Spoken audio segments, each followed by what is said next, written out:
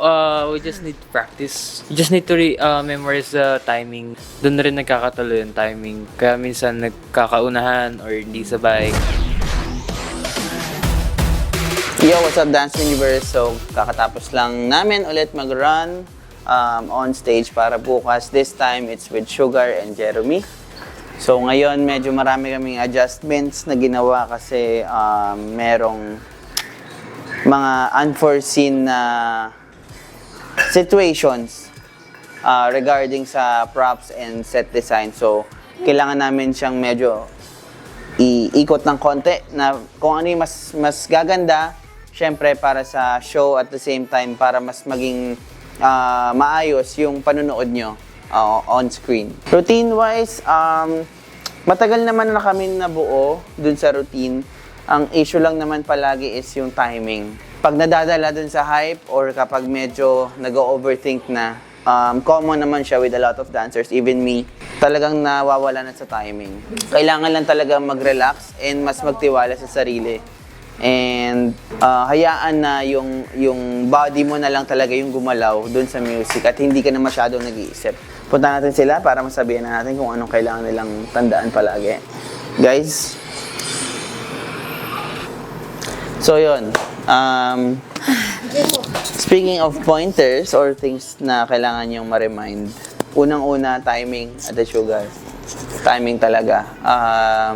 Jiro siguro, konting acting pa in terms of character and siniset mo yung mood na ito yung character mo talaga. Tapos, yun, kailangan nyo lang din maging together in terms of pag nagpa-practice kayo, dapat palaging sabay. Pag pinapanood nyo yung video, tignan nyo lagi kung saan yung mga parts na parang nawawala. And kung ano yung kunyari, Jiro, kailangan mo pang konting hawakan ako, ganyan-ganyan. Or Ate Sugar, kailangan mo pang mag-down, kailangan mo pang sumabay sa akin sa part na to. Yun yung kailangan natin gawin. Okay?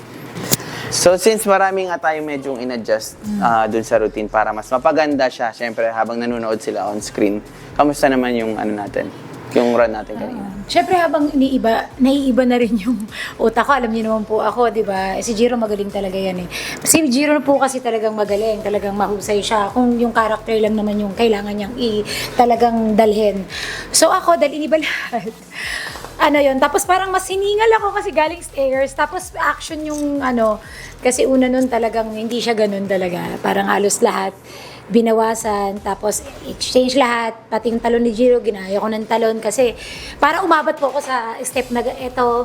So, ang dami adjustment, pero hindi pwedeng hindi kakayanin talaga. So, nabigla lang ako ngayon talagang pati bigat ng paa ko, hindi ko alam bakit ako parang napagod. Pati tadyak ng paa ko, sabi ko, Jiro, may mali ako dyan. Gumanon ako. Kasi talagang mabigat na, hindi ko alam bakit bumigat kanina, okay na naman ako.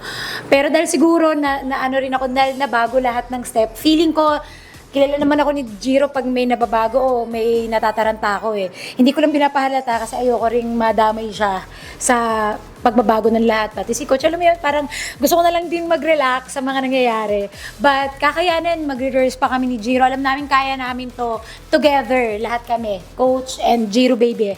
Kayang-kaya. We'll just practice para ma-perfecto for tomorrow.